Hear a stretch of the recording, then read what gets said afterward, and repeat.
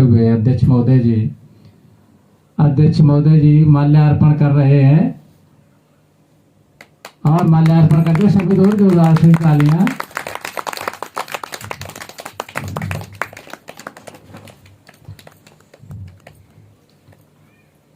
और अध्यक्ष महोदय जी के मुखारबिंद से अब स्तंभता के माध्यम से 2 शब्द रुख रखेंगे।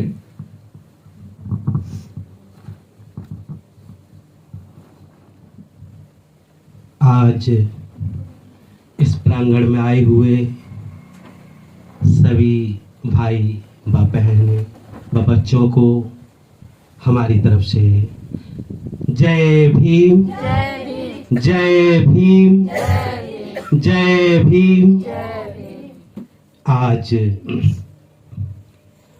भारत रत्न बाबा भीमराव अंबेडकर साहब जी की जयंती है। आज के दिन बाबा भीमराव अंबेडकर की जयंती पूरे विश्व में मनाई जाती है।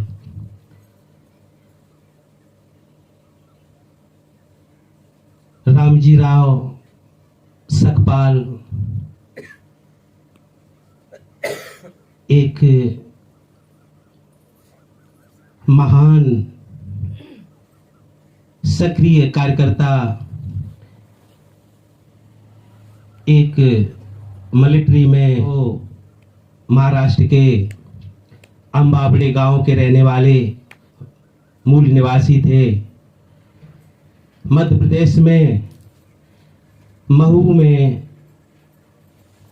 छावनी में ड्यूटी थी उनकी। वहीं पर 1891 में माँ भीमाबाई की कोख से एक उदयवान सूर्य प्रकाशित हुआ। भाइयों व बहनों, जो आगे चल के दबे कुचले पिछड़े सभी के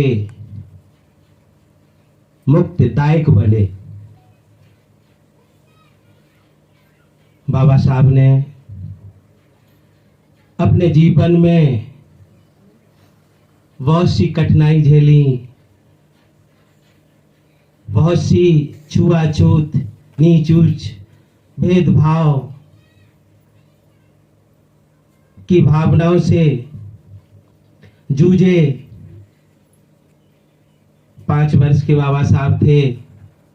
माँ भीमाबाई चल बसी। उनकी याद में बाबा साहब बहुत दुखी रहते थे, रोते थे।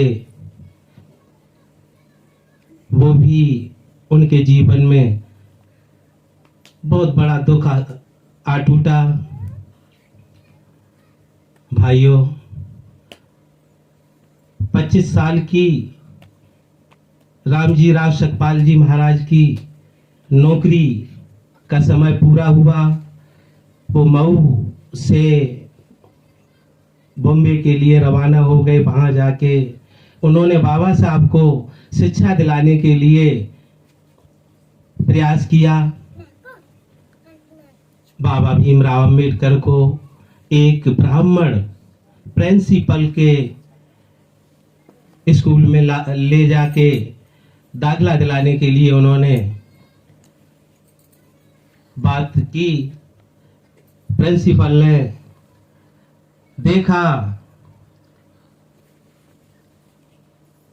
बाबा साहब वैसे भी सुंदर थे। सुंदर बालक को देखकर उन्होंने तत्काल एडमिशन जो फॉर्म होता है उसे भरना चालू कर दिया।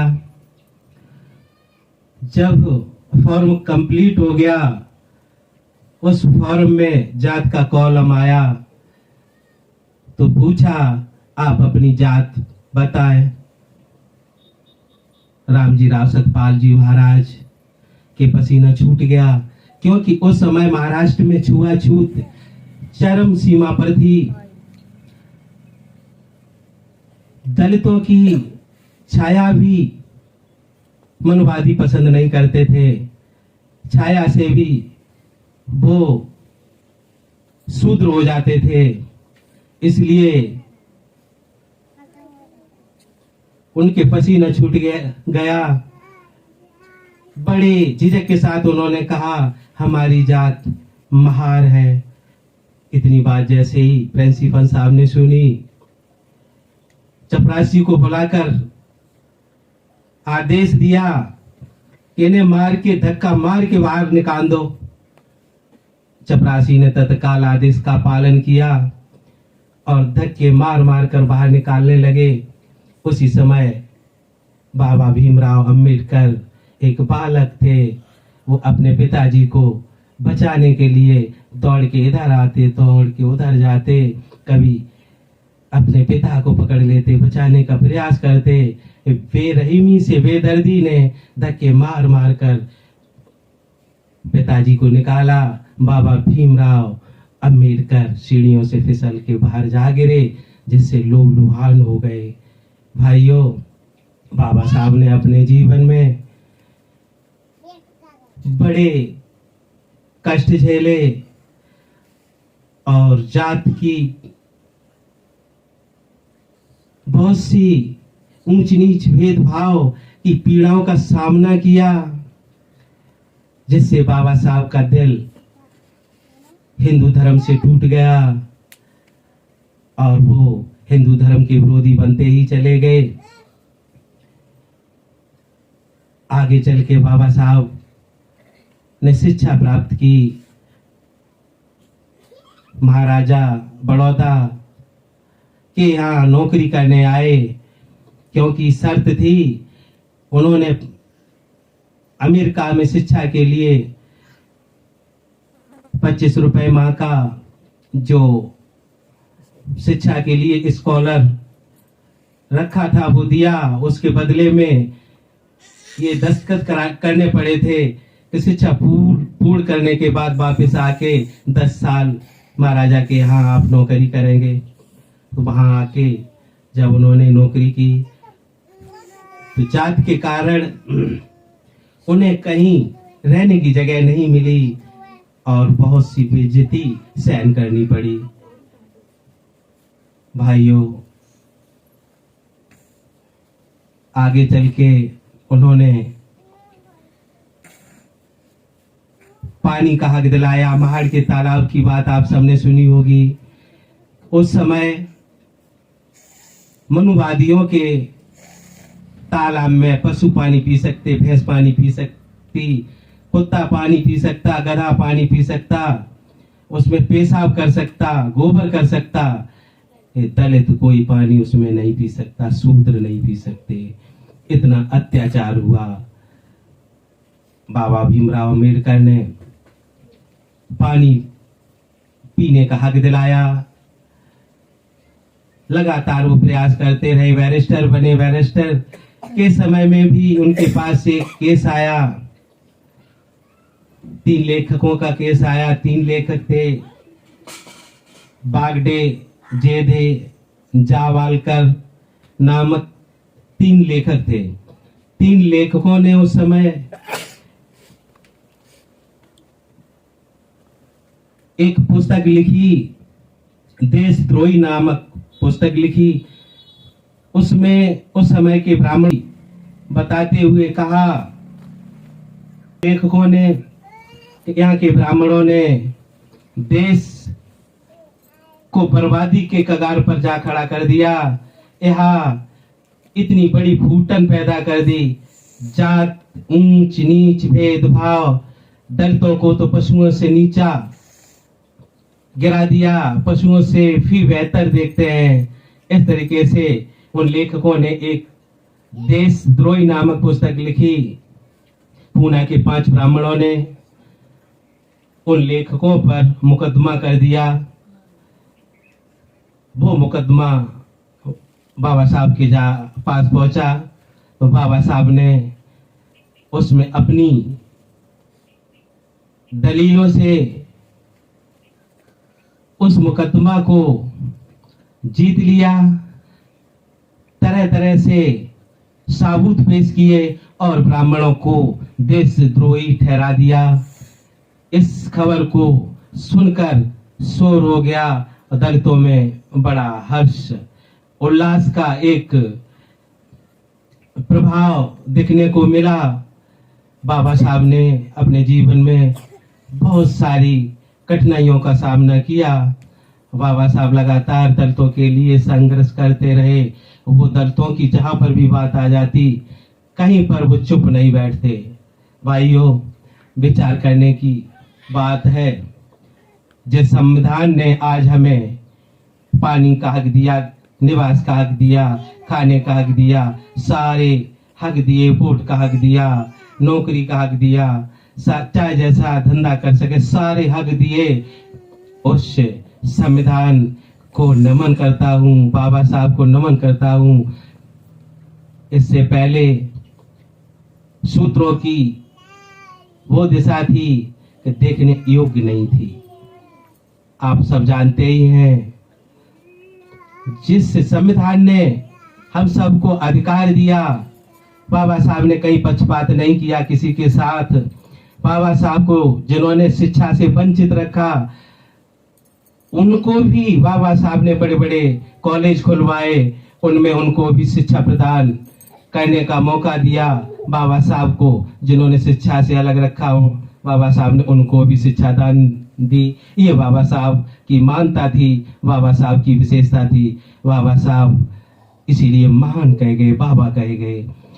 जिन बाबा साहब ने अपने संविधान के द्वारा जो मनुवादी समझते हैं कि शूद्रों को अधिकार दिया, महिलाओं को अधिकार दिया, महिला किसी जात की हो, किसी धर्म की हो, महिला सभी महिला बाबा साहब की ऋणी है कि महिलाओं को एक पशुओं की तरीके से उस समय रखा जाता था। न वोट डालने का अधिकार था, न पूजा करने का अधिकार था, न वेद पढ़ने का अधिकार था। उनको किसी प्रकार का कोई अधिकार ही नहीं था। न पति की संपत्ति में अधिकार था।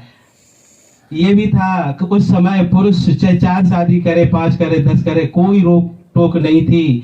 और महिलाएं बेचारी पूरी तरीके से घर से बाहर खड़ी कर दी जाती थी, क्योंकि पति के पास इतनी संपत्ति नहीं होती थी कि 4 शादी करने के बाद वो चारों का भरण पोषण कर सके।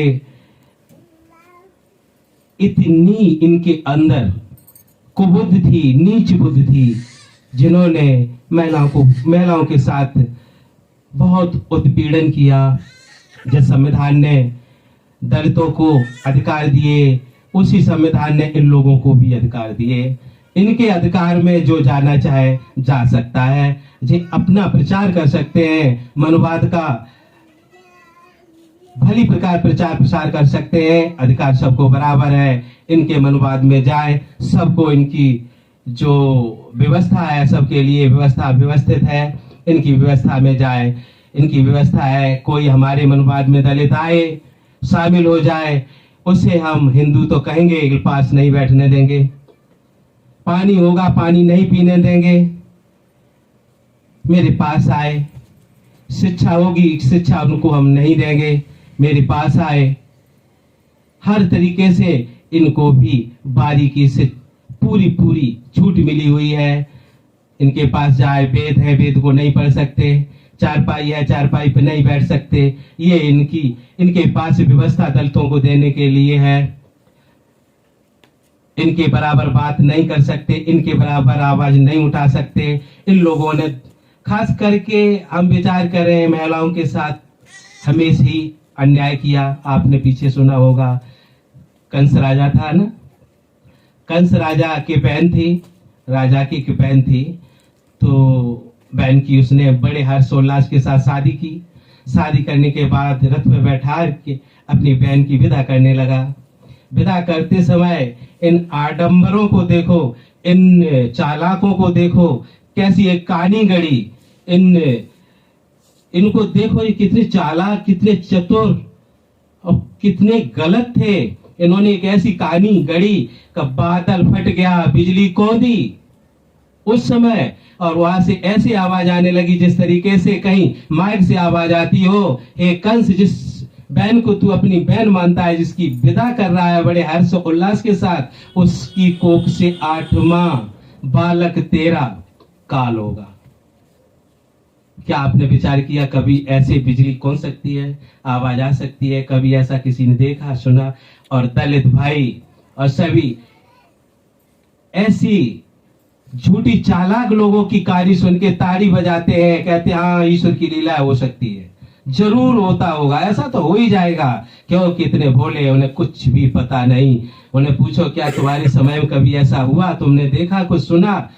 उन्हें कुछ पता नहीं। इन चालाकों ने नाना प्रकार से कहानियां गढ़ी और देवकी को सताया। वहीं से कंस ने देवकी को मारने के लिए म्यान से तलवार खींच ली, तो वसुदेव गिड़गिड़ाने लगे, तुम मत मारो, जो 8वां गर्भ होगा हम तुम्हें प्रदान कर देंगे, तुम्हें दे देंगे, तुम उसको मार देना। और जाके देवकी और वसुदेव को एक कारागार में डाल दिया। आप विचार करें, कभी भी राजाओं के यहाँ या आज सरकार के यहाँ कारागार ऐसे होते थे जिसमें स्त्री पुरुष एक में रहे? सबके अलग अलग होते थे। और जो राजा इतना नहीं जानता था कि जो मेरी बहन की कोख से पुत्र होगा वही मेरा काल होगा, तो अपने दोनों लोगों को अलग अलग क्यों नहीं डाला? ऐसी कहानी पागलों जैसी गढ़ी, कहानी गढ़ने में भी इन्हें होश नहीं रहा कि हम क्या कह रहे क्या नहीं। सिर्फ इन्होंने नारियों पर अत्याचार हमेशा किया। जब वो जानते थे इन्हीं की कोख से बालक होगा तो उन्हें अलग अलग डालना चाहिए था। पहले तो कारागार एक होते ही नहीं है। कहानी गढ़ने वाले जो चालाक लोग थे, ये भी भयंकर मूर्खता के साथ, इन्हें इतना भी विवेक नहीं था हम लिख तो लिख क्या रहे। इस तरीके से आपने देखा नारियों का अपमान करना, तरह तरह से कहानी गढ़ के करना, कहीं सीता का अपमान करना, कहीं किसी का करना, कहीं किसी का करना, कहीं किसी का करना, नारियों को जुआ में हारना, तरह तरह से इन्होंने नाटक रचे और जनता को गुमराह करके कहीं पूजा में, कहीं पाठ में, कहीं किसी में, कहीं किसी में, नाना प्रकार से आडंबरों में इन्होंने उलझा के इस देश का पतन किया और इस देश को पतन की तरफ ले गए। आप देखें, ये कहेंगे कागज डालो, तुम्हारे जो पुरखा मर चुके हैं उन्हें मिलेगी, ये खाना उन तक पहुंचेगा। विचार करें, कभी किसी ने देखा है कि ये खाना उन तक पहुंचा या नहीं पहुंचा? या वो कहने आते हैं कि ये खाना मुझे मिला, या कोई देखने जाता है? ये सब इन्होंने जो भी आडंबर रचे वो ऐसे रचे बिल्कुल अंधविश्वास के, जो देखे ही न जा सके, वहां कोई जा न सके, उसकी कोई सूचना न मिल सके। सारे गौदान करो, ये करो, देवी देवता इंद्र जो भी रचे इस तरीके से रचे जिनका कोई पता ही न चले कभी। इस तरीके से इन्होंने नाना प्रकार से ढोंग रच के और इस देश का पतन किया। इन्हीं पतनों से दुखी होकर लेखकों ने जो किताब लिखी थी वो बिल्कुल सत्य लिखी थी। आज इनके कोई आडंबर ऐसे नहीं है, कोई से जो साक्षात सामने स्पष्ट हो। इतने चालाक थे इन्होंने, जो भी किया। मृत्यु हो गई तो इन्हें खिलाओ, मरने जा रहा है बछिया दान करो, वो भवसागर से पार हो ले जाएगी। जब भवसागर से पार हुई नहीं, कभी खुद नहीं हो पाई, तरह तरह से आडंबर किए और इन आडंबरों के अंदर सब फंसाए गए। इनके आडंबरों से बाहर निकालने के लिए बाबा साहब ने संविधान बनाया। बाबा साहब जैसे विद्वानों ने समझाया, बाबा साहब ने समझाया, आडंबरों के चक्कर में कभी ना हो। जो झूठ साच है, पूजा पाठ है, जो अंधविश्वास है, इससे अलग हटो। आज भी हमारा दलित समाज आडंबरों को छोड़ नहीं पा रहा। उससे पूछो क्या इसका अनुभव है, क्या ये सही लग रहे, कैसे लग रहे? कुछ पता नहीं, उसे कहीं पता कुछ भी नहीं, सिर्फ कहता ये सब है। तो हमारे कहने का भाइयों सिर्फ इतना ही है कि बाबा साहब ने जो अंधविश्वास से हटाने की बात कही और अपने कठिन परिश्रम से, पसीने के परिश्रम से हम सबको आजादी दी, रहने के लिए, खाने के लिए, नौकरियों के लिए, और भाई राजनीति में प्रवेश करने के लिए, विधानसभा में जाए हम सदस्य चुन के, मंत्री बने, चाहे जो भी है, शिक्षा के लिए जो आरक्षण दिया। देखा आरक्षण पर ये लोग विशेष बात करते हैं, इन्होंने आरक्षण अपना तो पहले ही ले लिया, शिक्षा हमारी होगी, फलाना ये करेगा, ठिकाना ये करेगा। इन्होंने अपने आप ही सारे आरक्षण ले लिए। शूद्र कई वेदों के मंत्रों को सुने, उसकी जिब्या काट दो, ये आरक्षण ले लिया इन्होंने। क्यों काट दो भाई? कहीं सुन ले तो कानों में सरिया डाल दो, कहीं बैठे बराबर मिल जाए तो उनकी पिछाई काट दो। ये इनके कारवा थे, ये इनकी कानून थी। देखें, परशुराम कहते हैं, एक फरसा वाले हैं, परशुराम है, इन्हें सब पूछते हैं। जिन्होंने आजीवन मनुष्य के काटने का काम किया उसे राम कहते हैं। वो राम है, सिर्फ काटने का काम किया 18 बार। इस पृथ्वी पर काटने का उन्होंने 18 बार काम किया, उसे राम कहते हैं। भाइयों, इनके आडंबरों को देखो। जो हत्यारा हो उसे हत्यारा नहीं कहेंगे, उसे राम कहेंगे। और जो राम है बाबा साहब जैसा, जिसने हमेशा सत्य की बात कही, हिंसा रहित बात की, सबकी बराबरी की बात की, सबके सम्मान की बात की, ऊंच नीच भेदभाव हटाने की बात की, उनके जैसा विरोधी रहे। और जो काटने की बात करे, सबको दुख देने की बात करे, सबके चैन छीड़ने की बात करे, उसके जो पक्षधर रहे। बुद्ध भगवान को देखो, जिन्होंने शांति का पाठ पढ़ाया, कभी किसी के साथ गलत की बात नहीं की, तो उनका भी इन्होंने इतिहास मिटने का काम किया। भाइयों, हमारे कहने का मतलब ये है, इन ढोंगियों के बारे में बारीकी से सोचें समझें, इन चालाकों के बारे में बारीकी से सोच समझ के कदम रखें। और इन्हीं शब्दों के साथ दास अपनी वाणी को विराम देता है। कहिए, जय भीम, जय भीम, जय भीम।